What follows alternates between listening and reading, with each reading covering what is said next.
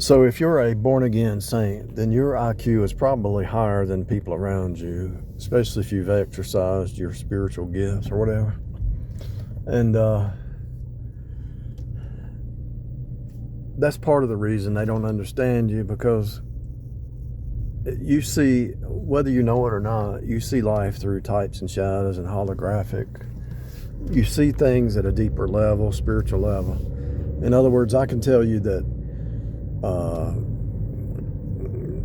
that car represents a ship floating on air, which points back to your body, which is a body ship.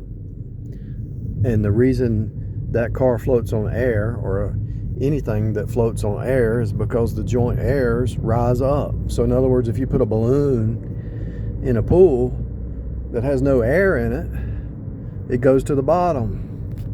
And so Cain goes to the bottom. They're bottom feeders. The unsaved are bottom feeders.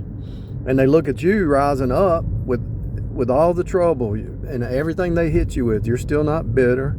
You're not in unforgiveness. You're happy. You have joy. Even through the troubles and the trials and the tribulation, you might have some unhappy times, but deep down you still have joy and you still have faith in God. And they lose faith in God through the trouble, and they don't understand that.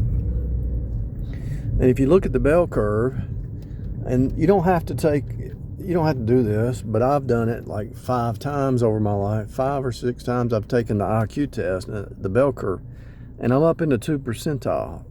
135 is what I score. 134, 135, somewhere in that range.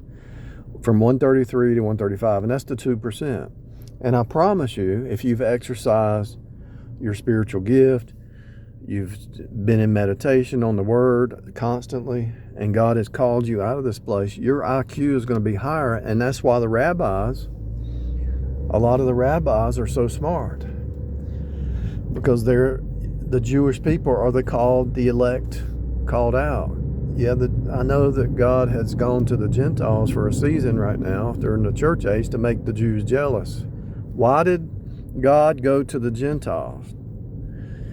Because he came into his own received him not. So God went to the Gentiles, and one of the results is the Jews are going to be jealous of our spiritual gifts and our spiritual wisdom, giving out the gospel. But God is going to go back to Israel after the church is raptured up, the economy of Israel. So anyway, long story short, one of the reasons you're probably persecuted is because your IQ is higher, because you have a spiritual mind now. You're spiritual if you're saved, born again. I'm talking about gloriously saved. I'm not saying being perfect, but I'm saying you've got the Holy Spirit to teach you. If the Holy Spirit is teaching you and abides with you forever, you're sealed until the day of redemption.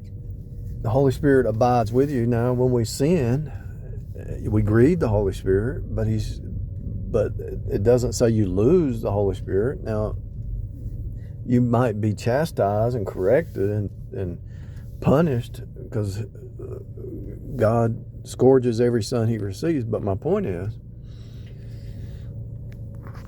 you're not from here, so the reason you're persecuted is because not only are you not from here, but you have the mind of Christ. Whether you exercise or not don't matter. But if you have the mind of Christ, that means you're a genius. Have you exercised it? That's the question. Now, one of the reasons they want to dumb you down as a believer is because they're jealous, and they know you have the power. They know you have the power to invent. They know you have the power. That's why they steal your inventions. Like I did the free energy stuff, and they stole it, and they tried to shut me down, and had people saying, don't talk about this, and all that. In other words, those power lines right there, all you do is put a coil around it, and the inductance that comes off the right-hand rule. So as current flows this way, there's electric field. And when I took the first class in electrical engineering, I said, well, that's free energy. And I never did it, messed with it for like 10 years later or something, maybe 15. And so I built a coil, and I did the test, and there was residual energy.